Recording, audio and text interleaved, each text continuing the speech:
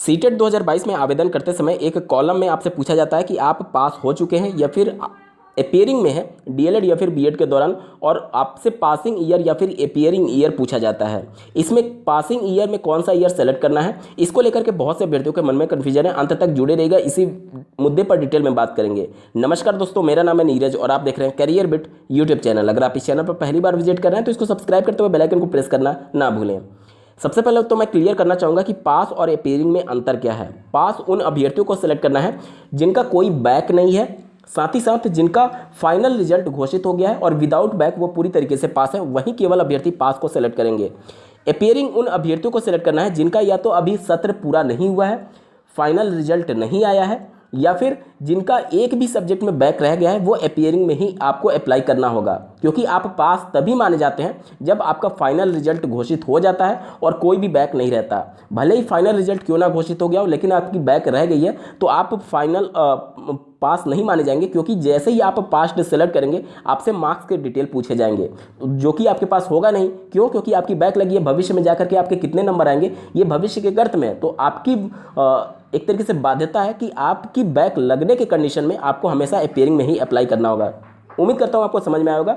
यानी कि जिनका कोई बैक नहीं और फाइनल रिजल्ट घोषित हो चुका है वो केवल पास भरेंगे। बाकी के जितने भी अभ्यर्थी हैं, चाहे आपका सत्र कंप्लीट ना हुआ हो, अभी फाइनल परीक्षा ना हुआ हो, कोई बैक रह गया हो, तो वो सभी अपेयरिंग में ही आवेदन करेंगे। ठीक है, चलिए अब बात कर लेते हैं कि मान लीजिए अपेयरिंग कोई अभ्यर्थी सेलेक्ट करता है तो यहाँ पर जो ईयर ऑफ पासिंग या फिर अपेयरिंग है, इसको हम लोग सेलेक्ट क्या करेंगे। तो यहाँ पर देखिए, जब मैं इस पर क्लिक करता हूं तो यहाँ पर जो लेटेस्ट यानी अंतिम वाला जो वर्ष है वो 2022 है। यानी कि आपको मजबूरी है कि 2022 ही सेलेक्ट करना होगा अपेयरिंग के दौरान। ठीक है, तो जितने भी अपेयरिंग में आवेदन करना चाहते हैं वो वर्ष 2022 ही सेलेक्ट करेंगे।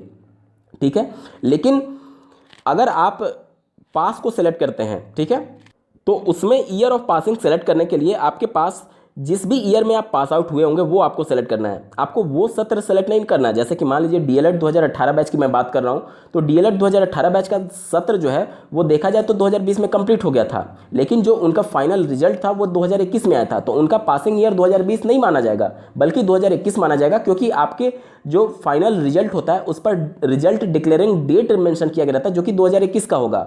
आप किसी भी बैच से संबंधित हैं, आपके रिजल्ट पर रिजल्ट डिक्लेरेशन डेट मेंशन होता है, उसे आप देखिए, उसके बाद ही आप अपने ईयर ऑफ पासिंग को भरिएगा। कहने का मतलब कि आपका सत्र कब कंप्लीट हो रहा है उसे कोई मतलब नहीं है, आपके फाइनल रिजल्ट की घोषणा किस वर्ष में हुई है वही वर्ष आपको सेलेक्ट करना होगा।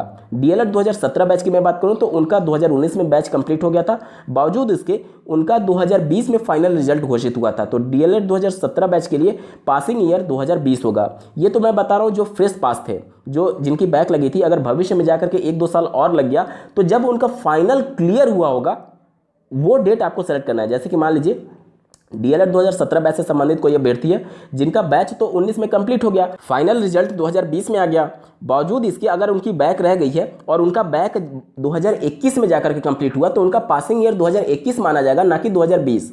क्यों? क्योंकि आपका जब फाइनल कंप्लीट होगा वहीं आपका पासिंग ईयर माना जाएगा। तो जितने भी बैक वाले संबंधित अभ्यर्थी हैं, आपके सत्र कंप्लीट होने से या फिर फाइनल रिजल्ट डिक्लेयर होने से कोई मतलब नहीं है। जब आपका फाइनल बैक क्लियर होकर के सब कुछ कंप्लीट हो रहा है वहीं वर्ष आपका पासिंग ईयर भरा जाएगा। ठीक है, इसके बाद से बहुत से अभ्यर्थियों को बोर्ड और यूनिवर्सिटी नेम में डाउट था कि इसमें क्या सेलेक्ट करना है। तो जितने भी डीएलएड वाले अभ्यर्थी हैं वो एग्जाम रेगुलेटरी अथॉरिटी सेलेक्ट करेंगे। एग्जाम रेगुलेटरी अथॉरिटी हिंदी में जो आप पीएनपी बोलते हैं, जिसे परीक्षा नियामक प्राधिकारी बोलते हैं, उसे ही अंग्रेजी में एग्जाम रेगुलेटरी अथॉरिटी बोला जाता है। तो यहाँ पर आप सेलेक्ट करेंगे एग्जाम रेगुलेटरी अथॉरिटी डीएलएड वाले अभ्यर्थी उत्तर प्रदेश के कंडीशन में। ठीक है, और बीएड वाले जो भी होंगे आप अपने यूनिवर्सिटी जिस भी स्टेट से होंगे वो देख करके आपको सेलेक्ट करना होगा। उसके बाद से यहाँ पर अभ्यर्थियों को एक और डाउट था कि यहाँ पर इंस्टीट्यूशन पिन कोड में क्या भरना है। क्योंकि इंस्टीट्यूट पिन कोड यहाँ पर अभ्यर्थियों को डाउट है कि जो बोर्ड का पिन कोड है वो भरना है कि जहां से हमने अपना डीएलएड या फिर बीएड कंप्लीट किया है। तो यहां पर देखिए ये इंस्टीट्यूट का पूछा जा रहा है, ना कि आपके बोर्ड का।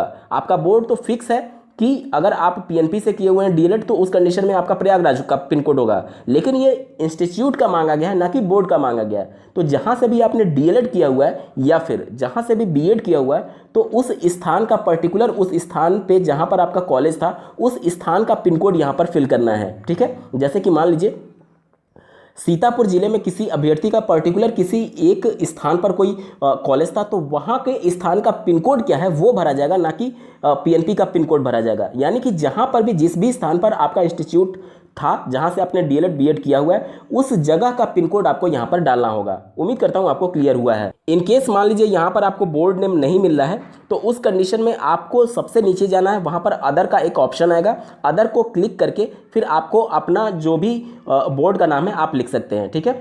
और इन केस अगर आपने डीएलएड के कंडीशन में अगर आपने एग्जाम रेगुलेटरी अथॉरिटी को ना सेलेक्ट करके अगर परीक्षा नियामक प्राधिकारी भी लिख दिया है अदर करके, या फिर एक तरीके से SCRT भी लिख दिया है, तो भी आपका गलत नहीं माना जाएगा, ठीक है, वो भी सही है। आप एग्जाम रेगुलेटरी अथॉरिटी भी सेलेक्ट कर सकते हैं, क्योंकि इसमें एग्जाम रेगुलेटरी अथॉरिटी दिया गया है। इस वीडियो को देखने के लिए आपका बहुत बहुत धन्यवाद। भगवान करे आपका दिन शुभ हो।